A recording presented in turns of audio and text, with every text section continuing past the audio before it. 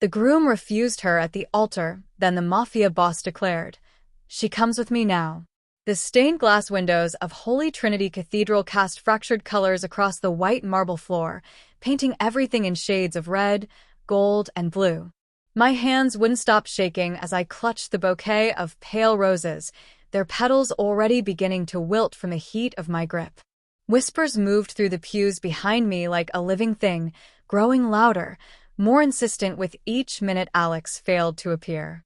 "He's probably just stuck in traffic," my friend Grace offered from beside me, her voice thin with forced optimism. I wanted to believe her. God, how I wanted to believe her.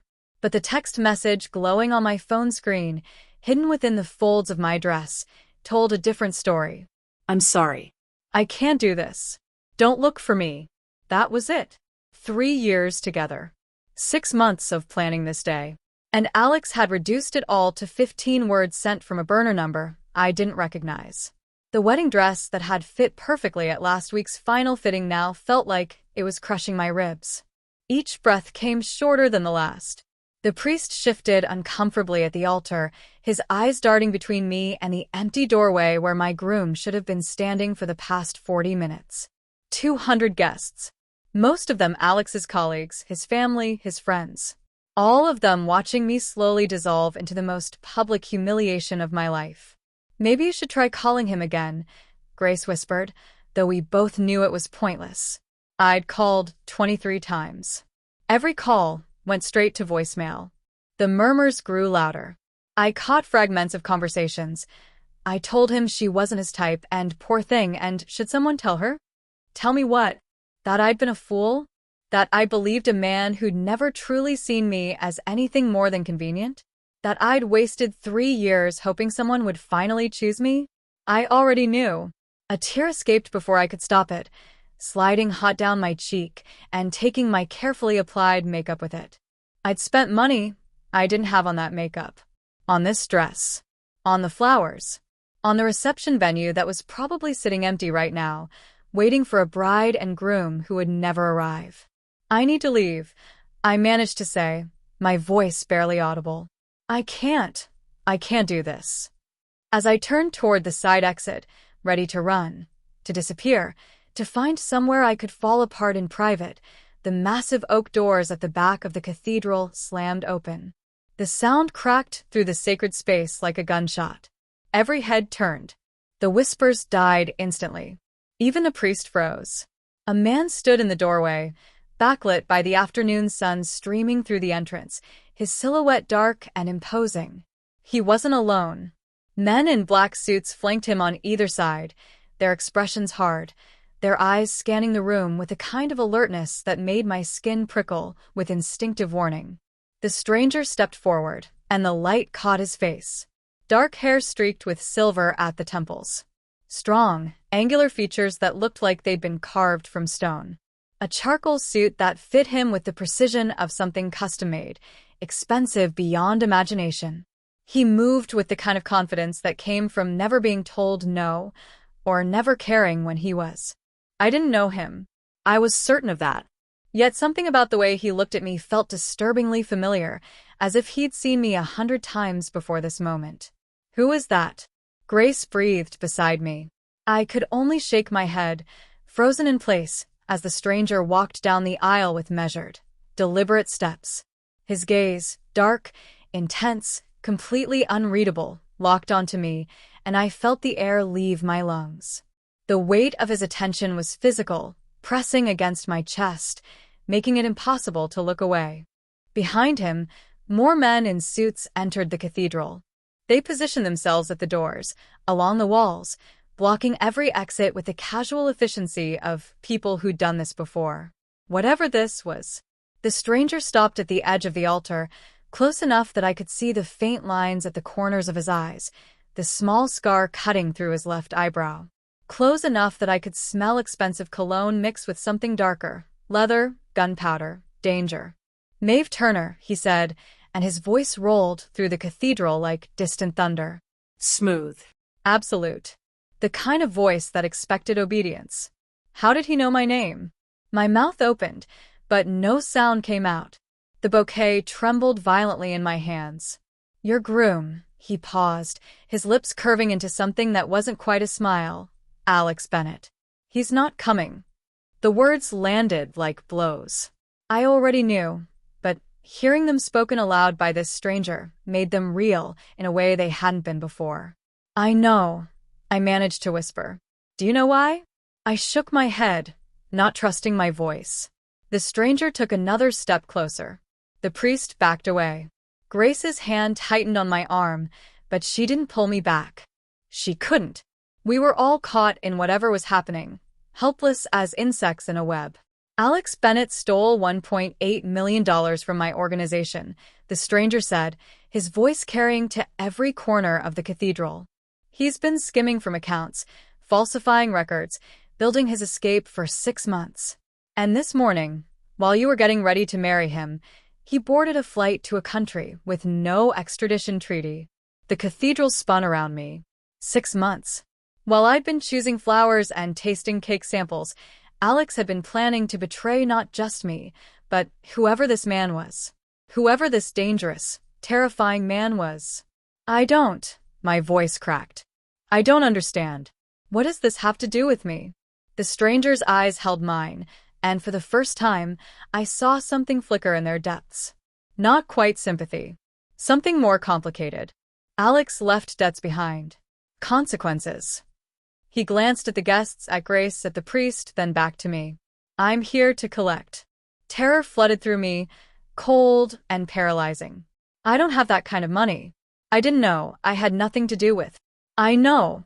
His voice gentled fractionally, though the steel beneath remained. Which is why I'm offering you a choice. A choice.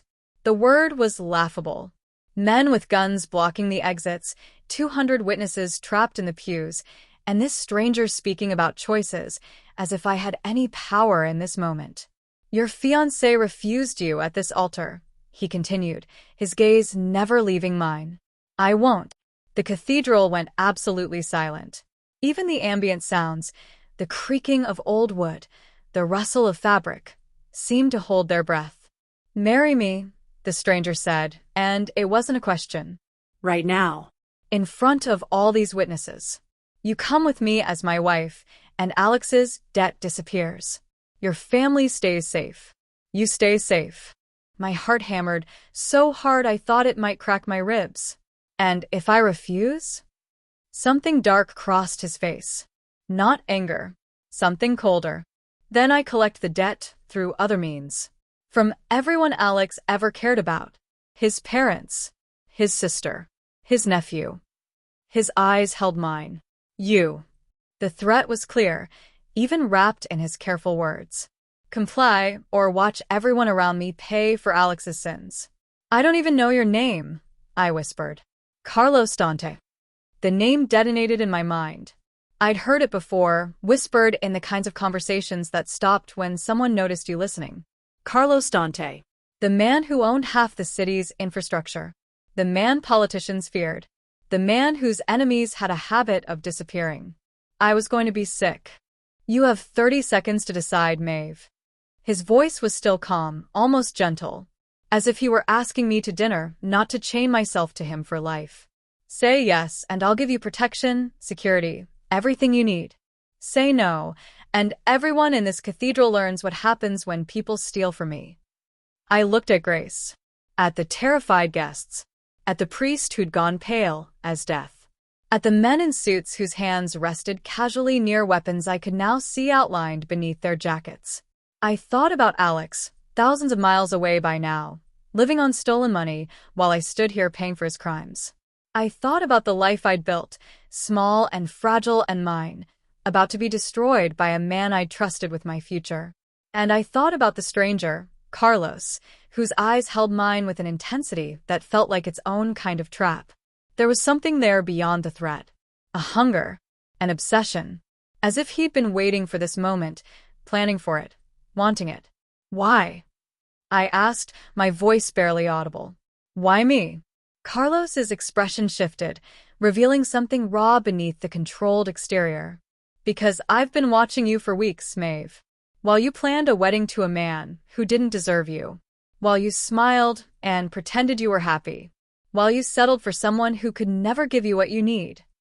He extended his hand. Your fiancé refused you at the altar. I won't. Say yes.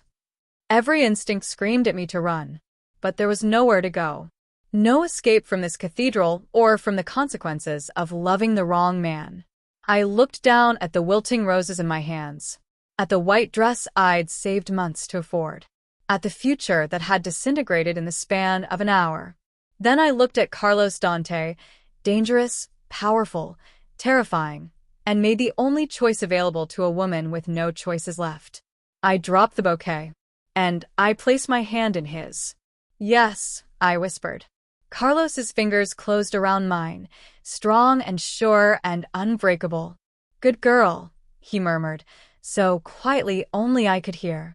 Then, louder, to the priest, you heard her answer. We have a wedding to finish. And in that moment, as Carlos Dante pulled me toward an altar I'd approached for one man and would leave bound to another, I realized my life had just ended and begun in the same breath.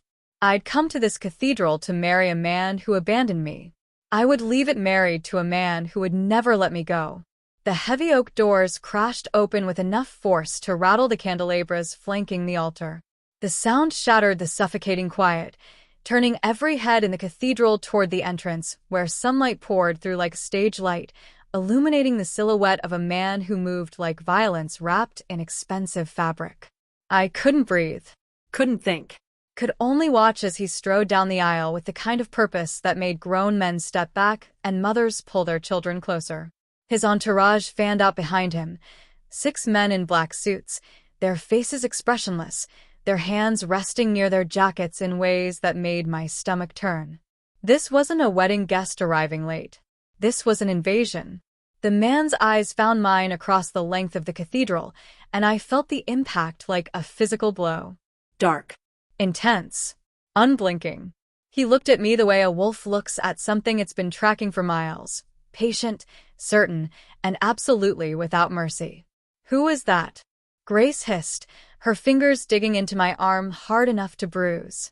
I shook my head because I didn't know, couldn't know, and yet something about the way he moved toward me felt inevitable, as if this moment had always been coming and I'd simply been too blind to see it. The priest stumbled backward, nearly tripping over his vestments.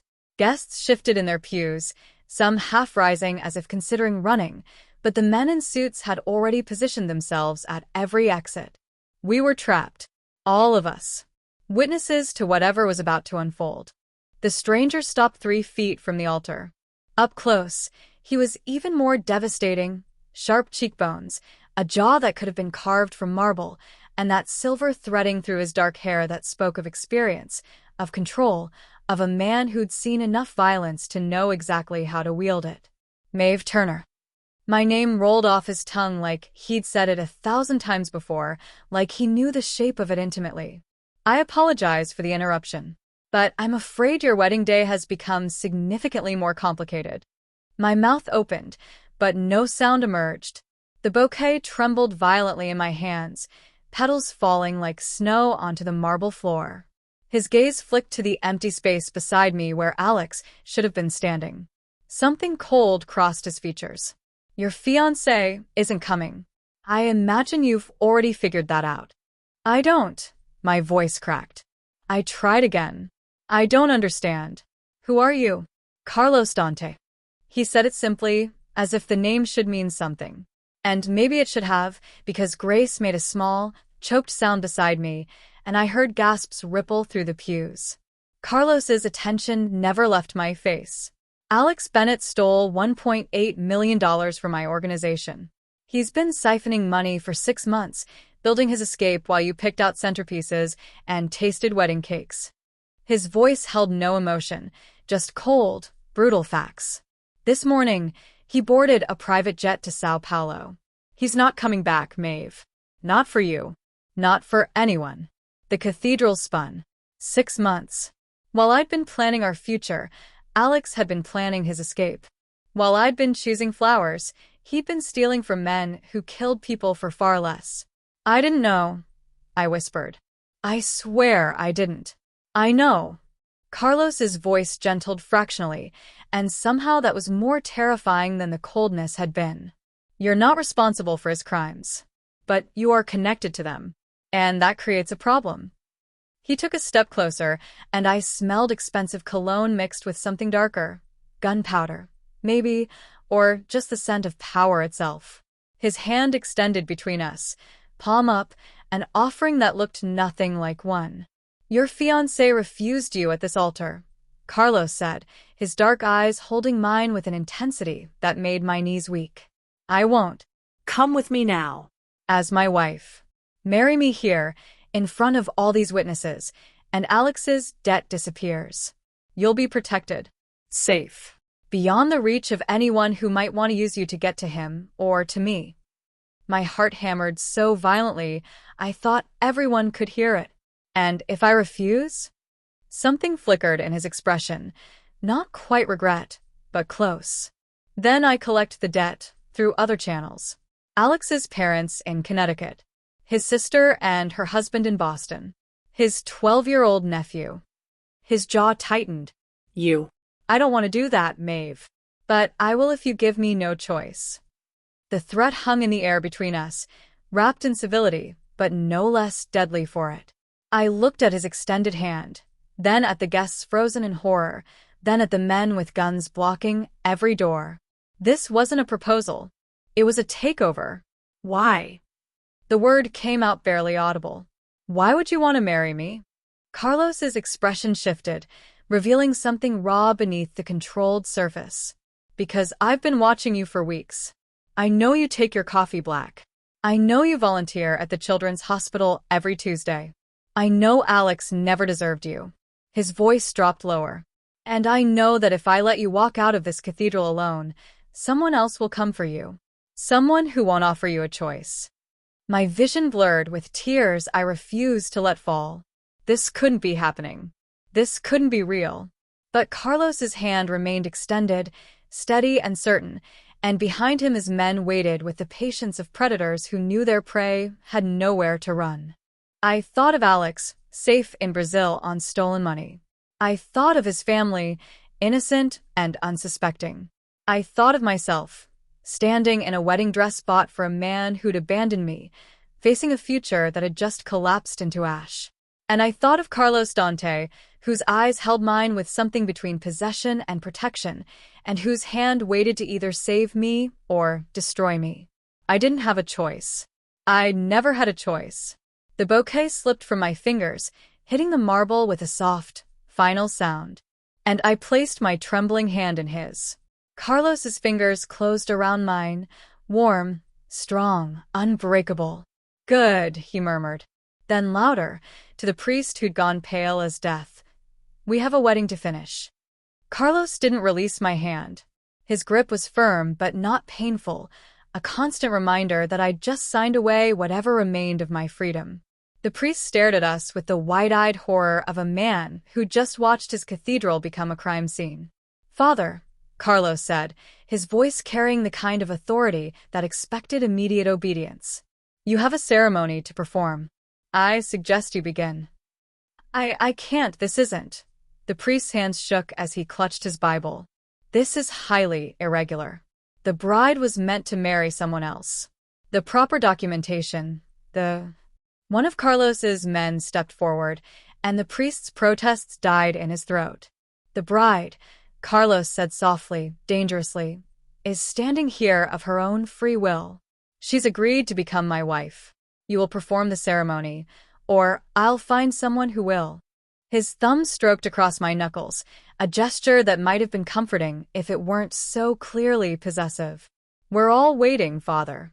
The priest's eyes found mine, searching for something, a protest, a plea for help, any sign that I wanted him to refuse. But what could he do? What could any of us do with armed men blocking the doors and 200 terrified guests trapped in their pews? I nodded once. A tiny, defeated movement. The priest's shoulders sagged. He opened his Bible with trembling hands, pages rustling in the terrible silence. Dearly beloved, he began, his voice thin and strained, we are gathered here today. Skip to the vows, Carlos interrupted. We don't need the preamble. The priest flinched, flipped several pages forward, and cleared his throat. Do you, Carlos Dante, take this woman to be your lawfully wedded wife, to have and to hold from this day forward, for better or worse, for richer or poorer, in sickness and in health, until death do you part? I do. Carlos's voice rang through the cathedral, steady and absolute. No hesitación. No doubt. As if he'd been waiting his entire life to say those words to me specifically. The priest turned to me, and I saw pity in his eyes. Do you, Maeve Turner, take this man to be your lawfully wedded husband, to have and to hold from this day forward, for better or worse, for richer or poorer, in sickness and in health, until death do you part? My mouth opened, but no sound came out. The words lodged in my throat, choking me. I couldn't say them. Couldn't speak this lie into existence. This wasn't a marriage. It was a hostage situation dressed in vows. Carlos's hand tightened fractionally around mine. Not painful, just present. A reminder. A warning. I thought of Alex's parents, his sister, his nephew. Innocent people who would pay for his crimes if I refused. I thought of myself, alone and unprotected, marked as the fiancé of a thief who'd stolen from the most dangerous man in the city. My voice cracked. I tried again. I do. The words tasted like ash. The rings, the priest said weakly. Carlos reached into his jacket with his free hand and produced a small velvet box. Not the box Alex had shown me 3 months ago with a modest diamond he'd probably bought on credit. This box was dark blue, expensive, and when Carlos opened it, I understood that this moment, this entire nightmare, had been meticulously planned. The ring inside was platinum, elegant and substantial, with a single flawless diamond surrounded by smaller stones that caught the colored light from the stained glass and threw it back in fractured rainbows. It was the most beautiful thing I'd ever seen. And it fit perfectly when Carlos slid it onto my finger, as if he'd known my exact size. How? I whispered, staring at the ring that now claimed me as his. I told you, Carlos murmured, low enough that only I could hear. I've been watching you for weeks, Maeve. I know everything about you, including your ring size. The intimacy of that admission made my skin crawl. He'd been planning this, measuring me, preparing for this exact moment while I'd been obliviously planning a wedding to a man who was stealing from him. The priest's voice continued, hollow and distant. By the power vested in me by God and the state, I now pronounce you husband and wife. He swallowed hard. You may kiss the bride. Carlos's hand released mine only to cup the back of my head, fingers tangling in my hair through the veil. He pulled me toward him with controlled force, giving me just enough time to see the dark hunger in his eyes before his mouth crashed against mine. This wasn't the gentle, romantic first kiss I'd imagined on my wedding day. This was a claiming, a brand. His lips demanded rather than asked, his other hand gripping my waist and pulling me flush against him until I could feel the hard lines of his body through the layers of my dress.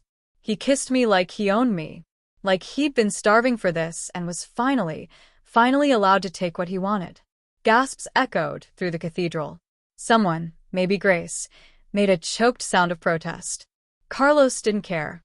He kissed me until my knees went weak, until my hands came up to grip his jacket just to stay upright, until I forgot where I was and what this meant and why I should be fighting. When he finally pulled back, his thumb brushed across my bottom lip, swollen from the force of his kiss. Mine now, he said quietly. The words meant only for me. Mrs. Dante. The cathedral spun around me. The ring on my finger suddenly weighed 1,000 pounds. And as Carlos turned us to face the horrified guests, his arm wrapped possessively around my waist, I realized with sickening clarity that I'd just married a stranger. A dangerous, obsessive stranger who'd planned this entire nightmare. And there was no annulment coming. No escape clause. No morning where I'd wake up and discover this had all been a terrible dream. I'd walked into Holy Trinity Cathedral as Maeve Turner, abandoned and humiliated. I was leaving it as Maeve Dante, his wife. His possession. His prize. And God help me, I had no idea if I'd survive what came next. Carlos guided me down the aisle with his hand pressed firmly against the small of my back, his touch burning through the delicate fabric of my wedding dress. The guests parted like he was Moses, and they were the Red Sea, pressing themselves against the pews to avoid even brushing against him. No one spoke. No one moved except to get out of our way. Outside, the autumn sun felt obscene in its cheerfulness. The reception venue was only 2 blocks away, a renovated historic mansion I'd chosen because it was beautiful and just barely within our budget. Alex's budget. The budget of a man who'd been stealing millions. "We're going to the reception," Carlos said, not asked, as his men formed a protective circle around us. "I've already informed the venue of the change in circumstances." Change in circumstances, I repeated numbly. "That's what you're calling this?" His eyes found mine, and something almost like amusement flickered there. "Would you prefer I call it what it is? A hostile acquisition." A black SUV pulled up to the curb, too sleek and too expensive to have been part of my original wedding plan. Carlos opened the door himself and waited. His hand remained on my back, guiding me forward with inexorable pressure until I climbed inside. He slid in beside me, close enough that his thigh pressed against mine, close enough that I couldn't forget for a single second that I now belonged to him. The reception venue had been transformed in the 30 minutes since Carlos had stormed the cathedral. More of his men positioned at every entrance. The carefully arranged place cards scattered and replaced with new ones. The modest flower arrangements supplemented with massive displays of white roses and calla lilies that must have cost more than my entire wedding budget. Guests trickled in slowly, reluctantly, too afraid to refuse the implied command. They clustered in small groups, whispering behind their hands, shooting me looks that ranged from pity to horror to morbid fascination. Grace found me first, her face streaked with mascara. "Maeve, what the hell is happening? Who is that man? Why did you?" She saw Carlos approaching, and her words died. "I need to speak with my wife," Carlos said smoothly, and the word wife made my stomach turn. His hand found my waist again, possessive and constant. Alone. But we weren't alone. My mother appeared, her face pale and drawn, my father right behind her looking like he wanted to commit murder. "Maeve Elizabeth Turner, you explain this right now. Who is this man? Why did you marry him? Where is Alex?" "Alex is gone," I managed to say, my voice sounding hollow even to my own ears. "He left." "He is in significant debt to my organization," Carlos finished calmly. His hand moved from my waist to the back of my neck, a gesture that looked almost tender but felt like a collar. "Your daughter has agreed to resolve the situation by becoming my wife. The matter is settled." My father's face turned purple. "Like hell it is. Maeve, you're coming home with us right now. We'll get this annulled. You'll do nothing," Carlos said, and his voice dropped to a temperature that made the air feel 10 degrees colder. "Maeve is my wife. She stays with me. You're welcome to maintain contact with your daughter, but only if you accept the reality of her new situation." The threat hung unspoken but clear: challenge me and lose her completely. My mother's hand flew to her mouth. "Oh, God. Maeve, baby, what have you done?" What had I done? I'd saved them. I'd saved Alex's family. I'd saved myself from whatever fate waited for the fiancé of a man who'd stolen from the Mafia. But I couldn't say any of that with Carlos's hand on my neck and his men watching every word. "Infine, Ilid." "Please, just go home. I'll call you tomorrow." My mother looked like she wanted to argue, but my father took her arm and pulled her away, shooting Carlos one last murderous glare that Carlos absorbed with complete indifference. The reception continued in surreal horror. Guests ate food they couldn't taste, drank champagne that tasted like fear. Carlos never left my side. His hand found new places to rest: my waist, my back, my hand, my shoulder, a constant physical reminder that I was his now. Every touch felt like a brand, a claim, a promise of ownership that made my skin crawl and my traitorous body respond in ways I didn't want to examine. He introduced me to his inner circle. Men with hard eyes and harder smiles who looked at me like I was a new acquisition to be assessed and categorized. Women dripping in diamonds who kissed my cheeks and called me Mrs. Dante with knowing smirks. I was halfway through a glass of champagne I desperately needed when one of Carlos's men approached, leaning close to murmur something in his ear. I caught only 3 words: the Volkov situation. Carlos's expression transformed instantly. The careful civility vanished, replaced by something cold and lethal. His jaw tightened. His eyes went flat and dark. When he spoke, his voice carried the kind of quiet menace that made the man take a step back. Handle it, Carlos said. I don't care how. Make it permanent. The man nodded and disappeared. Carlos's hand found my waist again, pulling me close as if nothing had happened. But I'd seen it. That flash of violence.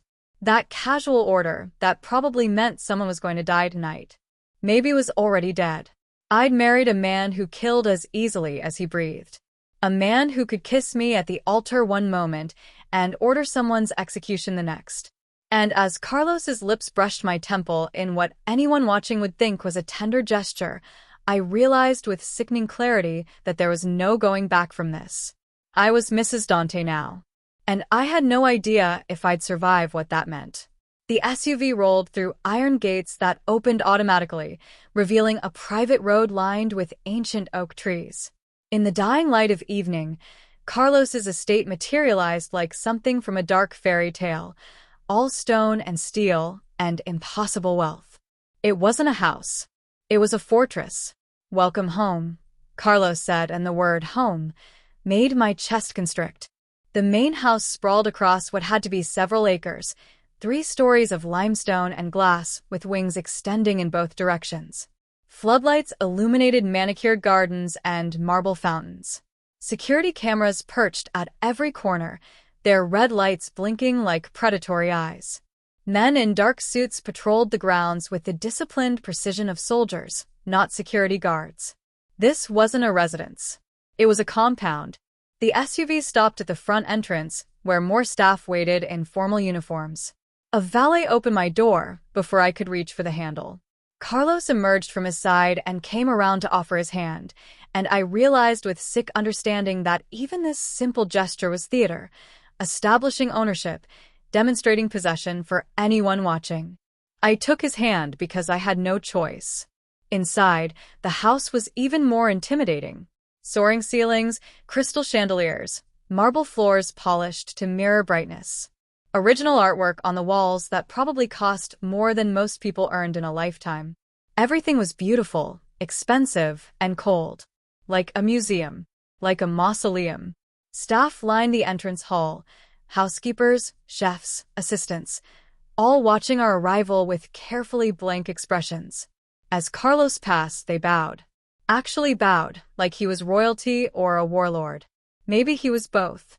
"This is Maeve," Carlos announced, his hand still possessively wrapped around mine. "My wife. She is to be given anything she requests. Her word is my word. Is that understood?" A chorus of "Yes, Mr. Dante" echoed through the hall. "Rosa will show you to your rooms," Carlos said, turning to me. His thumb brushed across my knuckles, a gesture that might have been tender from anyone else. "I have business to attend to. We'll have dinner at 8. He released my hand and strode away down a corridor flanked by more armed men, leaving me standing in the entrance hall in my wedding dress, feeling like I'd been dropped into someone else's life. An older woman with kind eyes and graying hair stepped forward. "Mrs. Dante, if you'll follow me?" Mrs. Dante. The name sat wrong in my mouth, foreign and heavy. Rosa led me through a maze of corridors, past a library with floor-to-ceiling books, a formal dining room that could seat 30, a sitting room with windows overlooking gardens lit by strategically placed lights. Everything was beautiful. Everything was a cage. We climbed a curved staircase to the 2nd floor, walked down another long hallway, and finally stopped at a set of double doors at the end of the west wing. "Your suite, Mrs. Dante," Rosa said, opening the doors. I stepped inside, and my breath caught. The suite was larger than my entire apartment had been. Floor-to-ceiling windows overlooked the grounds. A sitting area with cream-colored furniture. A bedroom with a bed big enough for 4 people, dressed in silk sheets the color of champagne. A bathroom visible through an open door that featured a clawfoot tub and a shower with multiple heads. But it was the closet that made my blood run cold. Rosa opened the door to reveal a walk-in space the size of a small bedroom, filled with clothes still bearing designer tags. Dresses, pants, blouses, shoes arranged by color and style. Casual wear, formal wear, everything in between. I moved closer with trembling hands and checked a tag at random. My exact size. How? My voice cracked. I tried again. How is this possible? Rosa's expression remained carefully neutral. Mr. Dante had everything prepared for your arrival, ma'am. If anything doesn't fit properly, or if you need additional items, please let me know. I pulled out a drawer. Lingerie. Expensive, delicate, also in my exact size. Another drawer revealed jewelry, pieces that probably cost more than I'd earned in the past year. A third held accessories, scarves, belts, all coordinated and organized with meticulous care. This wasn't spontaneous. This wasn't improvised. Carlos had planned this down to the last detail. How long? I whispered, more to myself than to Rosa. But she heard. I couldn't say, ma'am. I was only brought on staff 3 weeks ago to prepare the rooms.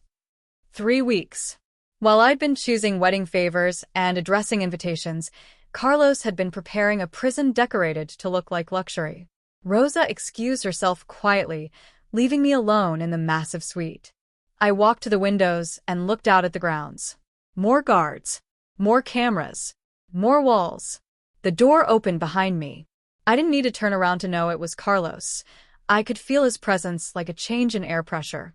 How long have you been planning this? I asked, my voice steadier than I felt. His footsteps approached until he stood beside me, close enough that I could smell his cologne. Long enough. That's not an answer. It's the only one I'm giving you tonight. His reflection appeared in the window glass beside mine. I know you're angry. I know you're afraid. But you're safe here, Maeve. Safer than you've ever been. Safe. I repeated hollowly. I'm a prisoner. You're my wife. His hand came to rest on my shoulder, warm and heavy. There's a difference. I turned to face him, and up close I could see the faint lines of exhaustion around his eyes, the slight loosening of his perfectly knotted tie. He looked almost human, almost vulnerable. What happens now? I asked. Carlos's hand moved from my shoulder to cup my face, his thumb brushing my cheekbone with surprising gentleness. Now you adjust. You learn the rules. You accept your new reality. His dark eyes held mine. And eventually, you stop fighting what you know is inevitable. And what's that? His smile was slow, dangerous, and absolutely certain. That you were always meant to be mine.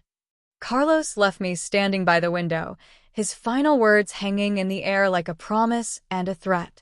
The door closed behind him with a soft click that somehow felt more final than if he'd slammed it. I stood frozen, listening to his footsteps fade down the hallway, waiting for him to come back. Waiting for the other shoe to drop. He didn't return. I peeled off the wedding dress with shaking hands, letting the expensive fabric pool on the floor like a discarded skin. In the closet, I found silk pajamas, of course in my size, and pulled them on, feeling like I was wearing someone else's clothes. Someone else's life. The bed was enormous and terrifying. I stared at it for a long moment, my mind conjuring nightmare scenarios. This was my wedding night. Carlos was my husband. He had every legal right to, but he hadn't. He'd left me alone. I didn't know if that made it better or worse. Exhaustion pulled at me, but sleep felt impossible. Instead, I explored my gilded cage. The bathroom had heated floors and towels, so soft they felt like clouds. The sitting area held books I'd mentioned wanting to read in passing conversations I couldn't remember having. A small desk by the window contained expensive stationery embossed with my new initials, MD, Maeve Dante. The name still felt like a costume I was wearing. I opened drawers at random, looking for what? Evidence? Escape routes? Some explanation for how my life had imploded in the span of 6 hours? The bottom drawer of the desk stuck slightly. I pulled harder, and it came free with a soft scrape. Inside were photographs. My hands went numb as I pulled them out. There I was, leaving my apartment building in jeans and a coffee-stained shirt, hair in a messy ponytail. Another photo. Sitting in the window of the coffee shop on 3rd Street, the one I went to every Tuesday morning. Another, leaving the gym, laughing at something on my phone. Another, at the grocery store, reaching for produce. There were dozens of them. Weeks of surveillance. Maybe months. All of me, living my ordinary life, completely unaware I was being hunted. The door opened without warning. Carlos stood in the threshold, changed into dark slacks and a white dress shirt with the sleeves rolled to his elbows. He looked less like a Mafia boss and more like a man settling in for a quiet evening at home. The contrast was jarring. His eyes went to the photographs spread across the desk, then to my face. He didn't look surprised. Didn't look guilty. "You were supposed to find those eventually," he said calmly, stepping inside and closing the door. "I just thought it would take longer than 3 hours." I held up one of the photos with a trembling hand. Me at the farmer's market, smiling at a vendor. "How long have you been watching me?" 8 weeks. He crossed the room with that same predatory grace, stopping a few feet away. Close enough to be intimidating but not threatening. Since Alex first appeared on my radar for the theft. 8 weeks. My voice sounded hollow. "You've been stalking me for 2 months. "I've been protecting you," Carlos corrected, his tone infuriatingly reasonable. "Alex borrowed money from dangerous people before he stole from me. When I started investigating him, I discovered you. I needed to know if you were involved, if you were complicit in his crimes." "And?" I demanded, anger finally cutting through the fear. "What did your investigation conclude? Am I a criminal mastermind?" Something that might have been amusement flickered across his face. "You're a paralegal who works 60-hour weeks and volunteers at a women's shelter every Saturday. You donate 10% of every paycheck to charity, even though you can barely afford your rent. You take the bus because your car broke down and you're saving to fix it instead of buying a new one. You're kind to strangers and patient with difficult people, and you see the best in everyone, even people who don't deserve it." The level of detail made my skin crawl. "You had no right." "I had every right." His voice hardened. "Alex put you in danger. He associated you with his crimes whether you knew about them or not. His enemies became your enemies.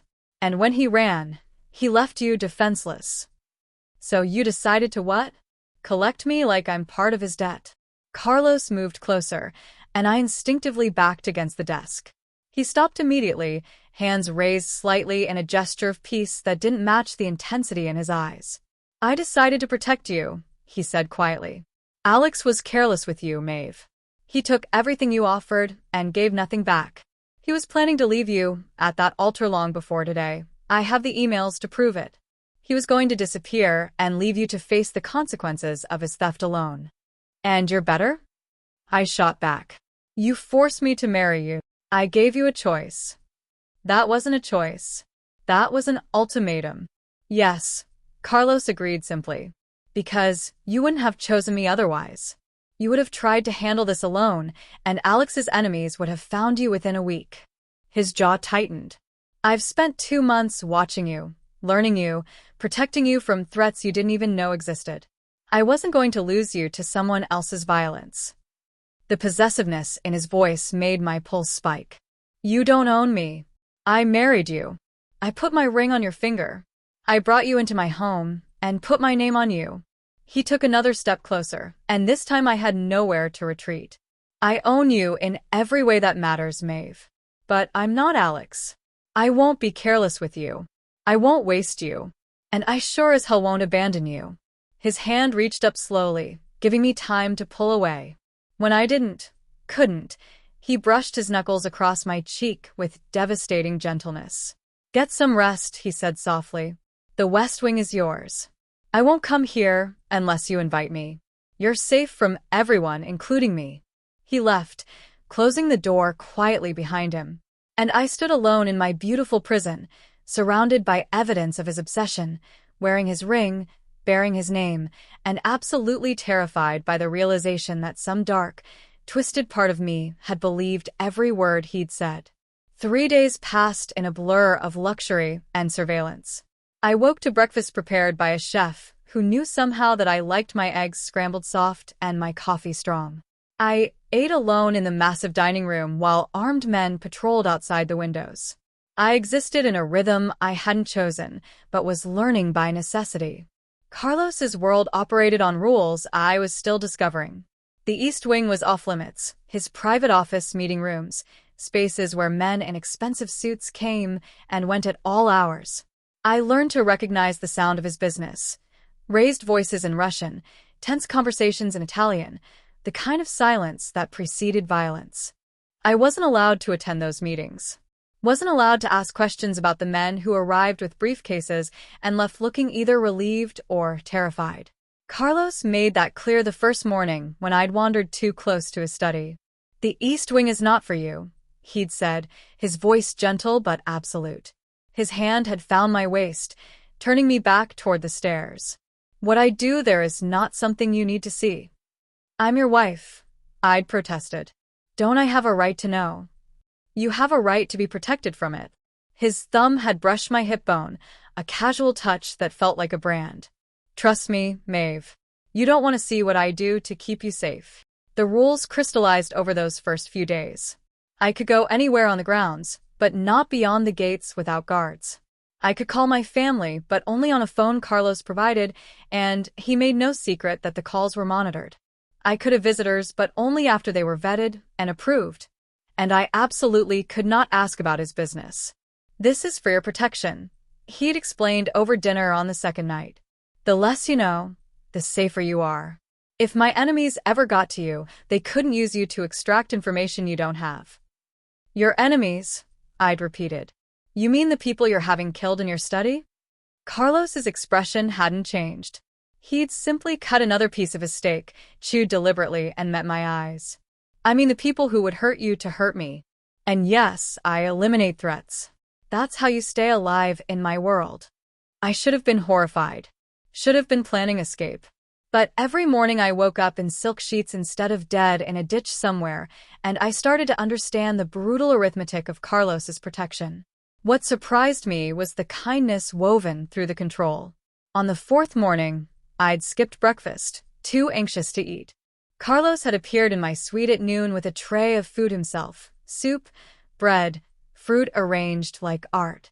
"Rosa says you didn't eat," he'd said, setting the tray on my coffee table. "That's not acceptable." "I'm not hungry." "Eat anyway." He'd sat across from me, waiting. When I didn't move, he'd picked up the spoon himself and held it to my lips. "I won't have you making yourself sick, Maeve. Open." The absurdity of a Mafia boss spoon-feeding me should have been laughable. Instead, it felt oddly intimate. I'd open my mouth, let him feed me 3 spoonfuls before I took the spoon from his hand. "I can feed myself," I'd muttered. His smile had been genuine. "Good. Then do it." He stayed while I ate, asking about the book I was reading, whether I needed anything, if the staff was treating me well. Like a normal husband checking on his wife. Like this was a normal marriage. But it wasn't normal. Every evening at 7, Carlos's inner circle gathered in his study. I'd hear them through the walls.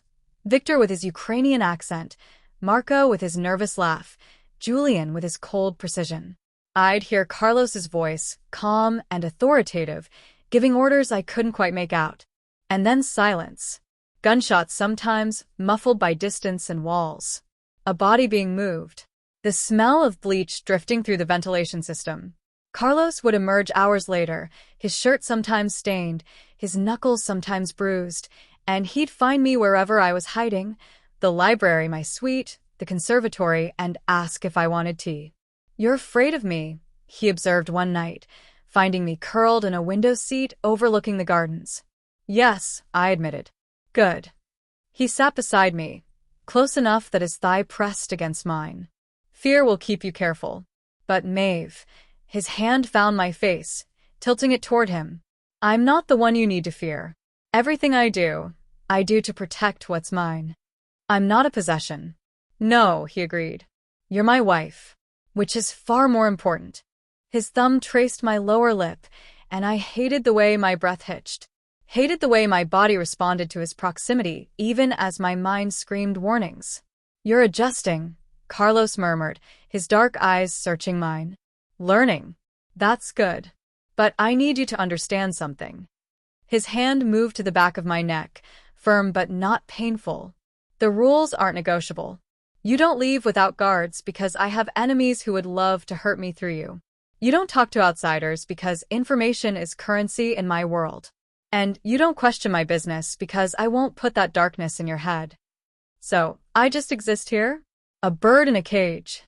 You exist here as my wife, my partner, the one person in this world I will burn everything to protect." His forehead touched mine, his voice dropping to something raw. "I know you didn't choose this, but I did. And I'll spend every day proving you're safer, happier, and more valued here than you ever were out there." I should have pulled away, should have maintained distance. But his hand was warm on my neck, his words were wrapping around something broken inside me, and for the first time in years, someone was promising to choose me. Even if that someone was a monster. The breaking point came on the 7th day. I woke to find Carlos in my sitting room, reviewing security footage on his laptop. He'd made himself at home in my space, my only space, without asking, without knocking, as if the boundaries he'd promised meant nothing. "Get out," I said from the doorway. He looked up, surprised. "Good morning to you too." I said, "Get out. This is supposed to be my wing. My space. You promised you wouldn't come here unless I invited you." Carlos closed the laptop slowly, his expression unreadable. There was a potential security issue. I needed to review the camera feeds from this section of the house. Then review them somewhere else. I crossed my arms, my heart hammering but my voice steady. "I'm not one of your employees you can order around. I'm not decoration for your compound. And I'm done pretending this is acceptable." Something flickered in his eyes, not anger, but something close to interest. "What exactly do you want, Maeve?" "Answers. Real ones, not the sanitized versions you feed me over dinner." I moved closer, propelled by a week of suppressed rage. "I want to know what you do in that study. I want to know who you killed last night. Yes, I heard the gunshots. I want to know why 3 men in suits showed up at dawn looking terrified. And I want to know what gives you the right to control every aspect of my existence." Carlos stood, and his full height reminded me exactly how physically outmatched I was. Most people would have backed down. Most people feared him too much to push. But I'd spent a week being afraid, and fear had curdled into fury. "You want the truth?" His voice dropped dangerously low. Fine. "Last night, I executed a man who tried to sell information about you to the Volkov family. This morning's visitors were paying tribute to avoid the same fate. And what gives me the right?" He stepped closer, towering over me. "I'm a monster, Maeve. I traffic in violence and fear. I've killed more people than you've met in your entire life. That's what I do. That's who I am." "Then why marry me?" I demanded, refusing to retreat. "Why go through this elaborate charade if you're just a monster?" "Because monsters can still want things." His hand shot out, gripping my chin and forcing me to meet his eyes. "I wanted you. I watched you for weeks, saw your kindness, your strength, your refusal to break no matter how hard life tried. And I decided you were mine." "I'm not." "You are." His thumb pressed against my lower lip. "You're mine, and I protect what's mine with everything I have. Do you understand what that means? I've done terrible things, Maeve. I'll do worse to keep you safe. Hate me for it if you want. Call me a monster every day for the rest of your life. But you're mine now, and I will burn this entire city to the ground before I let anyone hurt you." The intensity in his voice made my knees weak. "You're insane." "Probably." He released my chin but didn't step back. "But I'm your insanity now. So you can either keep fighting reality, or you can accept that being my wife, being under my protection, is the safest you'll ever be." "Safe," I scoffed. "I'm a prisoner. You're protected. There's a difference." "Is there?" I shoved at his chest, knowing it was futile but needing to do something with the fury coursing through me. You control where I go, who I see, what I know. You monitor my calls. You watch my every move. That's not protection, Carlos. That's possession. His jaw tightened. For a moment, I thought he might actually lose his temper. Instead, he turned and walked to the door. Think what you want. The rules don't change. He left, and I stood there shaking with adrenaline and frustration, feeling simultaneously powerful for standing up to him and terrified of what that defiance might cost. That night, I learned the cost of challenging Carlos Dante. I was reading in bed when the alarm started, sharp, piercing sounds that made my heart stop. Shouting erupted from somewhere below. Gunfire, close and loud, nothing like the muffled shots I'd heard before. Running footsteps in the hallway. My door burst open. Victor, one of Carlos's lieutenants, stood there with a gun drawn. Mrs. Dante, stay in your room. Lock the door. Don't open it for anyone except Mr. Dante or me. What's happening? Breach. East perimeter. He was already moving away. Lock the door now. I locked it with trembling hands and pressed my back against the wall, listening to chaos unfold. More gunfire. Shouting in Russian. A scream that cut off abruptly. The sound of someone heavy hitting the floor. Then silence. Terrible, suffocating silence. A knock on my door made me jump. Maeve. It's me. Carlos. I fumbled with the lock and yanked the door open. He stood there in a black t-shirt and tactical pants, a gun holstered at his hip, a smear of blood on his jaw that definitely wasn't his. His eyes scanned me head to toe, checking for injuries. Are you hurt? I shook my head, unable to speak. Carlos pulled me against his chest, his hand cradling the back of my head. His heart hammered against my ear, his breathing controlled but elevated. Volkov's men. 3 of them made it past the outer security. They were coming for you. The words made my blood freeze. For me? To take you. To use you against me. His arms tightened.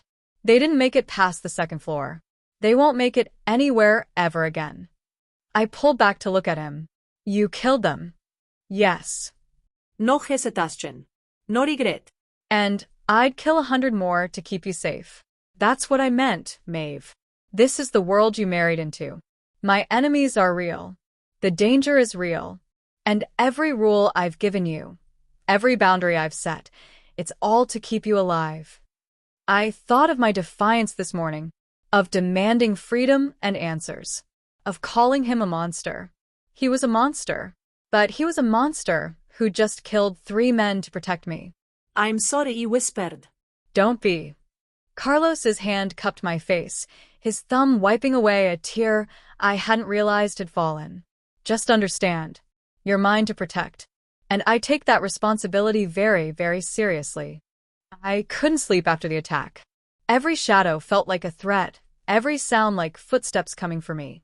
At 3 in the morning, I gave up and wrapped myself in a silk robe, padding through the quiet house toward the library where I knew I could lose myself in a book until dawn.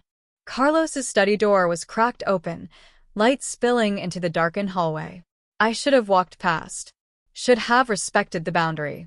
But I heard his voice, low and controlled, speaking in English this time, and I found myself frozen outside the door. Alex is in Sao Paulo, living quite comfortably on my money, Carlos said, and my blood turned to ice. No, I'm not concerned about recovering it. The amount was calculated specifically, enough to make him run, not enough to matter to our bottom line. A pause. Someone responding on the other end. Because I wanted her, Carlos continued, his voice matter-of-fact. I'd been watching Maeve for 2 months. Alex was in my way. So I created an opportunity for him to remove himself. Another pause. Yes, I knew about the wedding. I knew the date, the time, the venue. I knew he'd run that morning. I made sure the final transfer cleared at 6 a.m., 3 hours before the ceremony. My hand flew to my mouth, stifling a gasp. No, she doesn't know. Carlos's chair creaked as he leaned back. And she won't. Maeve thinks this was circumstance. An unfortunate situation I helped her escape. That's the story we're keeping. The phone call ended. I stood frozen in the hallway, my entire world tilting on its axis. He knew. He'd always known. This entire nightmare, the humiliation at the altar, the forced marriage, the violence, everything, Carlos had orchestrated all of it. I shoved the door open. Carlos looked up from his desk, still fully dressed despite the hour, papers spread before him like he'd been working all night. Surprise flickered across his face, then understanding, then resignation. "How much did you hear?" he asked calmly. "Enough." My voice shook with rage. You knew. You knew Alex was going to leave me. You didn't just take advantage of the situation. You created it. Carlos stood slowly, moving around the desk. Yes. Yes. I advanced on him, fury overriding fear. That's all you have to say? You manipulated everything. You let him steal from you. You made sure he'd run on my wedding day specifically so you could what? Swoop in and claim me like I'm some kind of prize. Yes, Carlos said again, infuriatingly calm. I wanted you. I took you. I'm not going to apologize for that. You should be apologizing. I shoved at his chest, and this time he let me, absorbing the impact without moving. You humiliated me. You forced me into this marriage. You let me think I had no choice when the only reason I had no choice is because you engineered the entire situation. Would you have chosen me otherwise?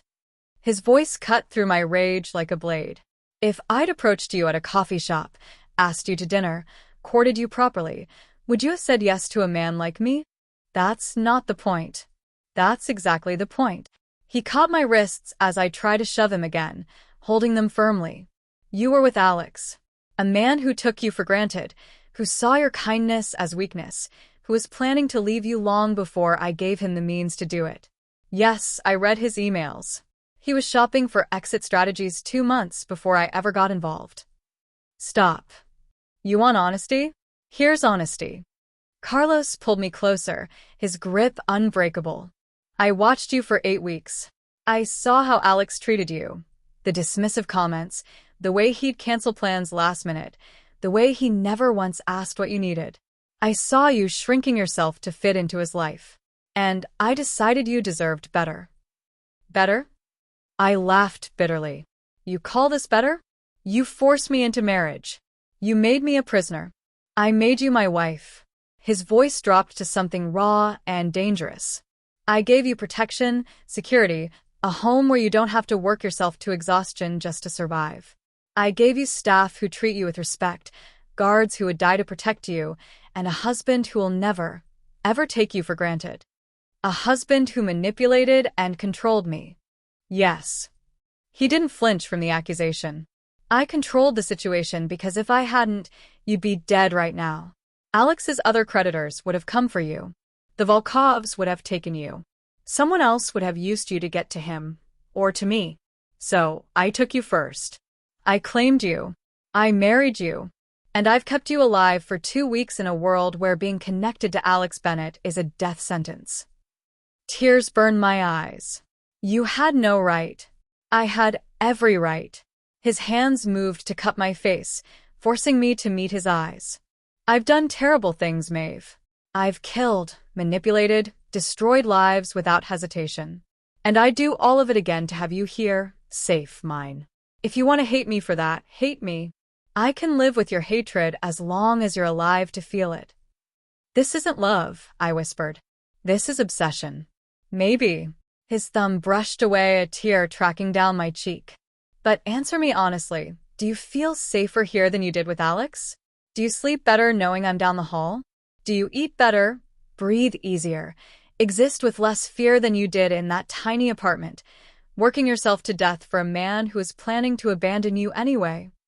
I wanted to say no, wanted to throw his words back in his face. But I couldn't, because he was right. God help me, he was right. I did feel safer, did sleep better, did exist in this strange gilded cage with less anxiety than I'd carried for 3 years with Alex. The fear I felt here was sharp and clean, fear of violence, of Carlos's world, of external threats. Not the slow, grinding fear of inadequacy, of not being enough, of being disposable. I hate you, I said, but the words came out weak. No, you don't. Carlos's forehead touched mine, his breath warm against my lips. You hate that I'm right. You hate that somewhere along the way, you stopped being my prisoner and started being my wife. You hate that you're beginning to understand what it means to be protected instead of just tolerated. My hands had moved to his chest at some point, and I realized with horror that I wasn't pushing him away anymore. I was holding on to him. I can't accept this, I whispered. I can't just. You already have. His lips brushed my temple, soft and devastating. You've been accepting it for 2 weeks. Adjusting. Learning. Becoming exactly who you were always meant to be. And who's that? Meaning. The word was a promise and a possession. Completely, irrevocably mine. The question isn't whether you can accept it, Maeve. The question is whether you're brave enough to admit you already have. I pulled back to look at him, this man who destroyed my life and rebuilt it in his image. This monster who'd killed for me, manipulated for me, claimed me with the single-minded focus of someone who'd never learned to want something without taking it. And I realized with terrifying clarity that he was right about everything.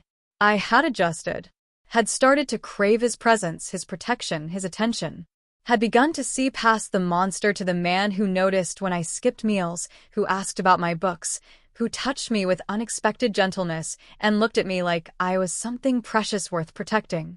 I don't know if I can live with what this means, I admitted. Carlos's smile was slow and certain. Yes, you can. Because you're stronger than you think, braver than Alex ever deserved, and exactly where you belong. His hand found mine, his thumb brushing over the platinum band he'd placed there 2 weeks ago. You're my wife, Maeve. Not my prisoner. Not anymore. Now the question is, what are you going to do about it?